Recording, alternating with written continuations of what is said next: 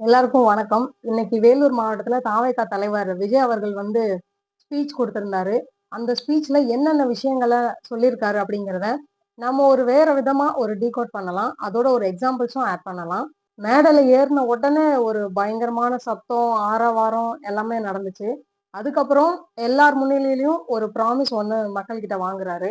அதாவது எங்க ஓட்டு, எங்க உரிமை, எங்க வாக்க வந்து நீங்க வாங்க முடியாது அப்படின்னு சொல்லிட்டு ஒரு ப்ராமிஸ் ஒண்ணு வாங்குறாரு. வாங்கி முடிச்சுட்டு அப்ப உரைய ஆரம்பிக்கிறாரு. எப்பயும் போல ஒரு ஸ்டோரி, ஒரு குட்டி ஸ்டோரியோட ஆரம்பிக்கிறாரு. அந்த ஸ்டோரி என்ன சொல்றாருன்னா, அதாவது ஒரு 4 முனை ஒரு தெருவுல, நடுவுல ஒரு காள ஒண்ணு, ஒரு மொரட்டு காள ஒண்ணு நிக்குது. அந்த காளைய வந்து யாராலயும் அடக்க முடியல. நான் ஒரு சின்ன பையன் வந்து அதாவது ஒரு சின்ன பையன் வந்து அடக்க முயற்சி பண்றான் அப்படின்னு சொல்லிட்டு ஒரு கதை ஒண்ணு சொன்னாரு. வந்து புல்ல எடுத்து காட்டுனான். உடனே அந்த காள மூடே மாறிடுச்சு. மைண்ட் ஆஃப் ஆயி அவரு கூட சந்தோஷமா வந்துருச்சு அப்படின்ற மாதிரி அந்த ஒரு ஸ்டோரி சொன்னாரு. என்னுடைய பார்வையில நான் என்ன சொல்றேன்னா, அந்த ஸ்டோரியோடைய உள்கருத்து என்னன்னா, நம்மள பேசினவங்க எல்லாருமேவும் நிறைய நக்கலும், நையாண்டியுமா நச நச நசன்னு பேசினாங்க அப்படின்னு சொல்லிட்டு அதையும் குறிப்பிடுறாரு. சின்ன பையன் அப்படிங்கிறது அவருடைய கட்சி, அதாவது புதிய கட்சி அப்படிங்கிறத தான் சின்ன பையன் அப்படின்னு சொல்லிட்டு குறிப்பிடுறாருன்னு நான் நினைக்கிறேன். அந்த சின்ன பையன் ஒரு ஸ்மார்ட்டா, ஒரு ஸ்ட்ராட்டஜிக்கலா அத அத அந்த காளைய ஈஸியா அடக்குனான் அப்படிங்கிறத தான் இந்த தேர்தல ஸ்மார்ட்டாவும், ஸ்ட்ராட்டஜியாவும் நான் அணுகுறேன் அப்படிங்கிறத தான் அந்த தாவேகா தலைவர் விஜய் அவர்கள் வந்து சொன்னாங்க. அதாவது அவர் மக்கள சந்திக்கிறதுல வந்து நெறைய அவருக்கு நெறைய கட்டுப்பாடுகள் இருக்கு. நெறைய போலீஸ் பர்மிஷன், ஒரு இடம் குடுக்கறதுலயும், ஒரு பர்மிஷன் குடுக்கறதுலயும் அவர் நெறைய ஸ்ட்ரகிள் அனுபவிக்கிறாரு. அத ஒரு வெளிப்படுத்தும் விதமா, உங்க எல்லாரையும் நான் நேர்ல சந்திக்கணும் அப்படிங்கிறது தான் என்னுடைய மனப்பூர்வமான ஆசை. ஏன் அதாவது இப்ப நம்ம எதிர்க்கட்சியா இருந்து கேள்வி கேட்கும்போது, நெறைய சதித்திட்டங்கள், தடைகள் இது எல்லாமே வருது. அது உங்களுக்கு புரியும்னு நான் நெனைக்கிறேன். அதனால 2026ல தாவேகா ஆட்சி அமைச்சதுக்கு அப்புறம் ஒவ்வொரு கிராமமா நான் வந்து உங்கள சந்திக்கிறேன் அப்படின்னு சொல்லிட்டு சொன்னாரு. இந்த ஒரு விஷயத்துக்கு எனக்கு நான் ஒரு எக்ஸாம்பிள் சொல்லணும்னு நெனைக்கிறேன். ஆந்திராவுடைய முன்னாள் முதலமைச்சர் ஜெகன்மோகன் ரெட்டி. அவர் ரிலேட்டடா நம்ம சேனல்ல ஒரு ஃபுல் வீடியோவே அவருடைய வரலாற பத்தி ஒரு ஃபுல் வீடியோவே நெகட்டிவ், பாசிட்டிவ் எல்லாத்தையும் சேர்த்து நம்ம சேனல்ல அப்லோட் பண்ணியிருக்கோம். பார்க்காதவங்க பாருங்க. இதுல குறிப்பிட வேண்டிய ஒரு விஷயம் என்னன்னா, ஜெகன் அவர்கள் வந்து ஜெயில்ல இருந்தாரு. ஜெயில்ல இருந்து அவர் மேல ஒரு ஊழல் வழக்கு போட்டு அவரு ஜெயிலுக்கு போன சிபிஐ விசாரணையில ஜெயில்ல போய் இருந்தாரு. போயிட்டு வெளிய வந்த உடனே அவர் வந்து என்ன பண்ணாருன்னா, நடைப்பயணமா மக்கள சந்திச்சாரு. ஒரு கிட்டத்தட்ட ஒரு 150 தொகுதிகளுக்கும் மேல நேரடியா நடைப்பயணமா மக்கள சந்திச்சாரு. அது கிட்டத்தட்ட 2 வருஷமா மக்கள சந்திச்சு பயணம் பண்ணாரு. அந்த ஒரு பயணம் அப்படிங்கிறது வந்து அவர் முதலமைச்சர் ஆகுறதுக்கு ரொம்ப ரொம்ப முக்கிய காரணமா இருந்துச்சு.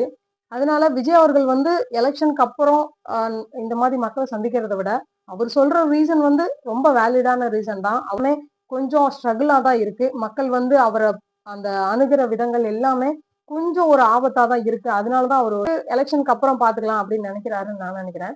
ஆனா ஒருவேளை அவர் எலக்ஷனுக்கு முன்னாடியே மக்கள எல்லாரையும் நேரடியா ஒவ்வொரு ஊரா போய் சந்திச்சாருன்னா, அது அவருக்கு ரொம்ப பெரிய பிளஸ் பாயிண்ட்.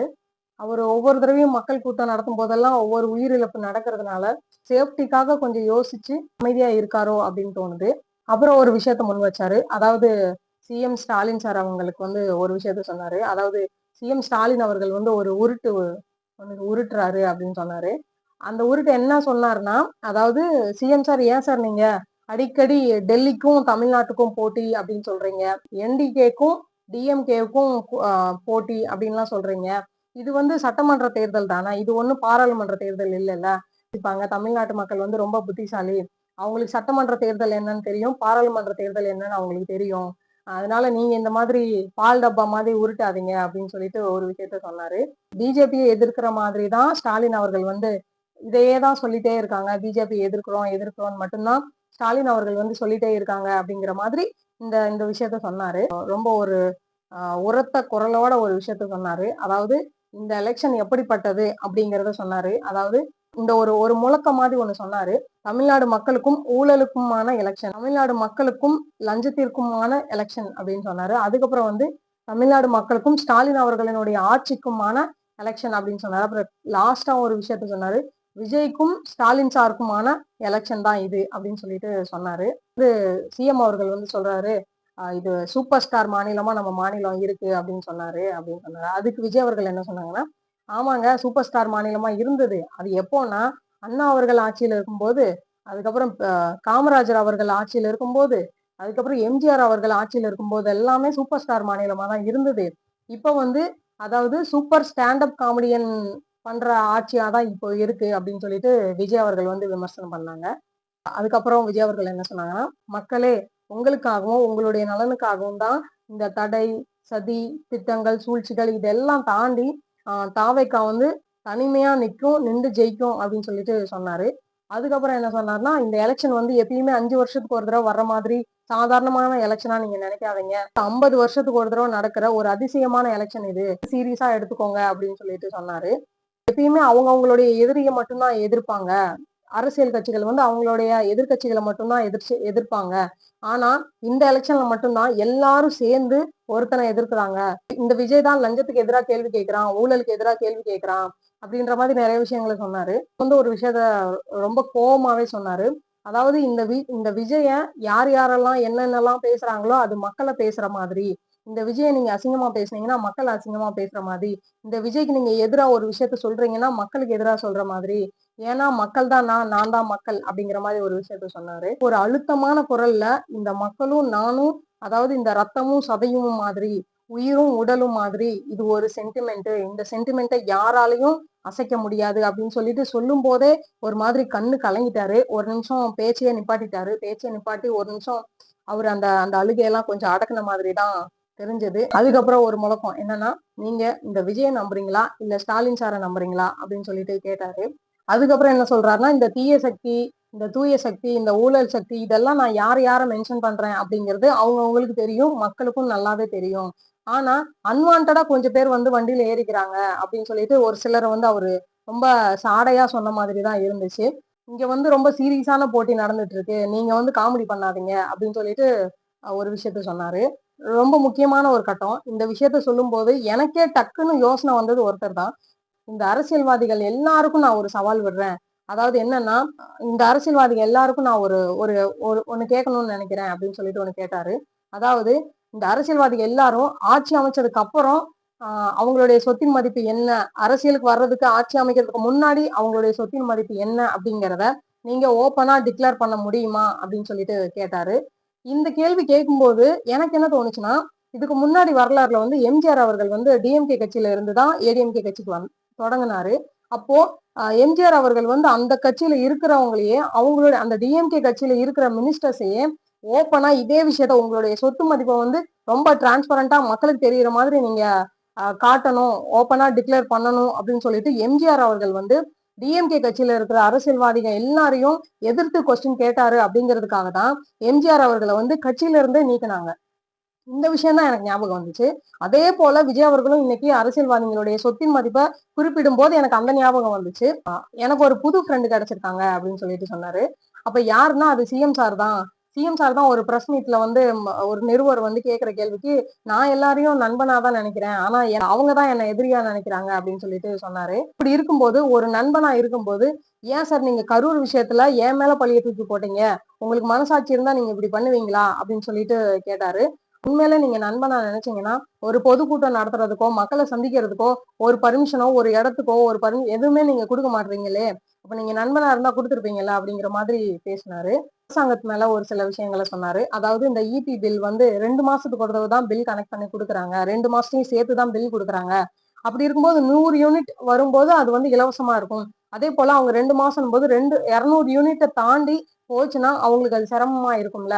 அப்படின்னு சொல்லிட்டு அந்த கொஸ்டின் கேட்டாரு. அதேபோல பஸ் வசதி இல்லன்னு சொல்லி மக்கள் கேட்கும்போது, அதுக்கு எந்த பதிலுமே இல்லையே அப்படின்னு சொல்லிட்டு ஒண்ணு கேட்டாரு. இந்த மலைப்பகுதியில வாழ்ற மக்களுக்கு வந்து இந்த பிரசவம் வந்தாலோ இல்ல குறிப்பிட்டாரு. ஏன்னா, பிரெக்னன்ட்டா இருக்கிற டைம்லலாம் ஒரு போக்குவரத்து வசதி இல்லன்னா, ஹாஸ்பிட்டல்ல வசதி இல்லன்னா, வீட்லயே பிரசவம் பார்க்க வேண்டிய சூழ்நிலை வரும். அது வந்து ரொம்பவே கஷ்டமான ஒரு விஷயம். ரொம்பவே சிரமமான ஒரு விஷயம். அப்படி ஒரு ஒரு நிலைமை ஏற்படும் இல்லையா?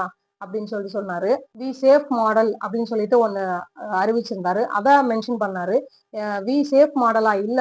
We are not safe model அப்படின்னு சொல்லிட்டு விமர்சனம் பண்ணாரு விஜய் அவர்கள். சட்ட ஒழுங்க பத்தி ஒரு விஷயம் மென்ஷன் பண்ணாரு. அதாவது ஸ்டாலின் அவர்கள் வந்து அவங்க நண்பர்கள் கிட்ட வந்து இந்த விஜய் வந்து ஓயாம இந்த சட்ட ஒழுங்க வேற சொல்லிட்டே இருக்கான் அப்படின்னு சொன்ன மாதிரி சொன்னாரு. சட்ட ஒழுங்கு வந்து ரொம்ப முக்கியம். சட்ட ஒழுங்கு வந்து கட்டுப்பாடே இல்லாம இருக்கு அப்படின்னு சொல்லிட்டு சொன்னாரு.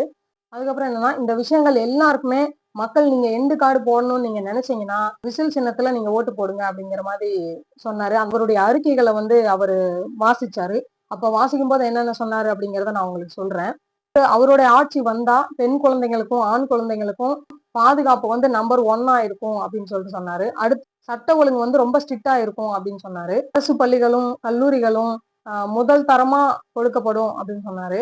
அப்புறம் வந்து இந்த காம்படிட்டிவ் எக்ஸாம்ஸ்க்குலாம் கோச்சிங் சென்டர் போய் நிறைய செலவு பண்ணி படிக்கிறாங்க இல்லையா ஸ்டூடெண்ட்ஸ், அவங்க எல்லாருக்குமே அதாவது அவங்க படிக்கிற அந்த பாட புத்தகங்கள்லயே அதுக்கு ஏற்றாற் போல மிக தரமான கல்வியா வழங்கப்படும் அப்படின்னு சொல்லிட்டு சொன்னாரு. ஹையர் செகண்டரி ஸ்டடீஸ்ல வந்து இந்த அரசியல் சட்டங்களை பத்தியும் அரசியல் எப்படி நடக்கணும், அரசியல்களுடைய கட்டுப்பாடுகள் என்ன, விதிகள் என்ன, விதிமுறைகள் என்ன, சட்டங்கள் என்ன, இதை பத்தின ஒரு பாட புத்தகம், அதாவது தேர்வுகள் இல்லாம, அதாவது அதுக்கு எக்ஸாம்ஸ் இருக்காது, ஆனா அவங்களுக்கு ஒரு இன்ஃபர்மேஷன் கைடு மாதிரி ஒரு ஒரு விஷயத்த வந்து இணைக்கப்படும் அப்படின்னு சொன்னாரு.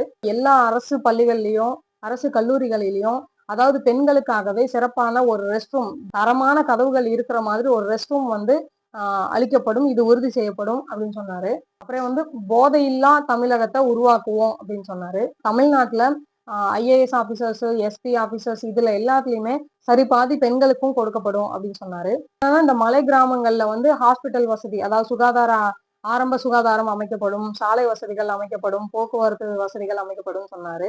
ஆட்டோ, டாக்ஸி, லாரி இந்த மாதிரி இருக்காங்க இல்லையா, இவங்க எல்லாம் இந்த ஓட்டுநர்கள் எல்லாருக்குமே நல வாரியம் வந்து ஏற்படுத்தி கொடுக்கப்படும் அப்படின்னு சொன்னாரு. வந்து தொழிற்சாலைகள் அமைக்கிறதுக்கு வந்து தனிப்பட்ட முறையில கவனம் செலுத்தப்படும் அப்படின்னு சொன்னாரு. விவசாயிகள், நெசவாளர்கள், மீன்பிடி தொழில் செய்யறவங்க இவங்க எல்லாருக்குமே அந்தந்த காலத்துக்கு ஏத்த மாதிரி ஒரு திட்டங்களை வடிவமைச்சு அவங்க பண்ணி நாங்க கொடுப்போம் அப்படின்னு சொன்னாரு. அதுக்கப்புறம் மறுபடியும் சிஎம் ஸ்டாலின் அவர்களை வந்து விமர்சனம் பண்ணும்போது என்ன சொன்னார்னா, அதாவது அறிவாலயம் ஓரமா நடக்கிறவங்க, நிழலுக்கு ஒதுங்குறவங்க, இவங்க எல்லாரையுமே சொல்லிட்டு அந்த கொள்ளையடிச்ச பணத்துல எல்லாம் அவங்களுக்கு ஒரு பங்கு கொடுத்து அவங்கள வந்து கூட்டணியில சேர்த்துக்கிறாரு அப்படின்னு சொல்லிட்டு விஜய் அவர்கள் வந்து விமர்சனம் பண்ணாங்க.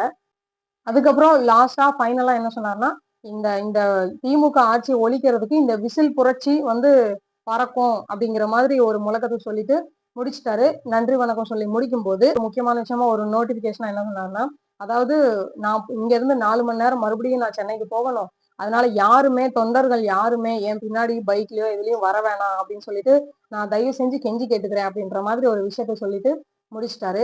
இதுதான் என்னுடைய கருத்து. என்னன்னா, இதுல லாஸ்டா என்னுடைய முக்கியமான கருத்தை நான் சொல்லணும்னு நினைச்சேன். என்னன்னா, ஆந்திரால நடக்கிற அரசியல் வந்து எப்படி நடக்கும்னா, ஜெகன் அவர்கள் வந்து மக்களுக்கு நிறைய நலத்திட்டங்களை கொடுப்பாரு. மக்களுக்கு காசு ஸ்ட்ரைட்டா அக்கௌண்ட்டுக்கு போய் சேர்ற மாதிரி நிறைய நலத்திட்டங்களை அறிவிச்சு முதியோர்கள்ல இருந்து ஸ்டூடெண்ட்ஸ்ல இருந்து ஸ்கூல் படிக்கிற ஃபோர்த் ஃபிஃப்த் படிக்கிற பிள்ளைங்கள்ல இருந்து எல்லாருக்குமே காசை வந்து டைரக்டா அக்கௌண்ட்டுக்கு போய் சேர்ற மாதிரி ஸ்கீம்ஸ் எல்லாம் அனௌன்ஸ் பண்ணாரு.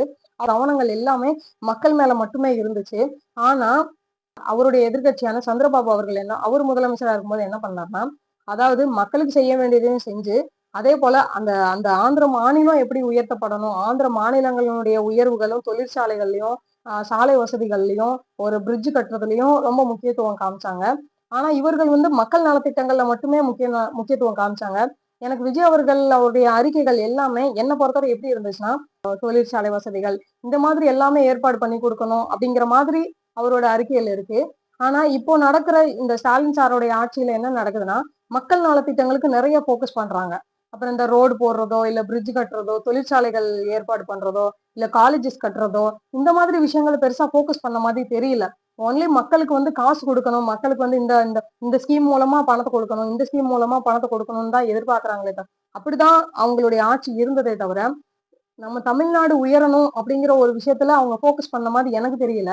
நான் பகிர்ந்துகிட்ட விஷயங்கள் வந்து உங்களுக்கு கனெக்ட் ஆகலாம், கனெக்ட் ஆகாமலும் இருக்கலாம். ஸோ இது என்னுடைய தனிப்பட்ட கருத்து தான். என்னுடைய விஷயங்கள் கனெக்ட் ஆனவங்க வீடியோக்கு லைக் பண்ணிட்டு என்னை சப்ஸ்கிரைப் பண்ணிக்கோங்க. மறுபடியும் இன்னொரு வீடியோல நான் உங்களை பார்க்குறேன். Thank you so much.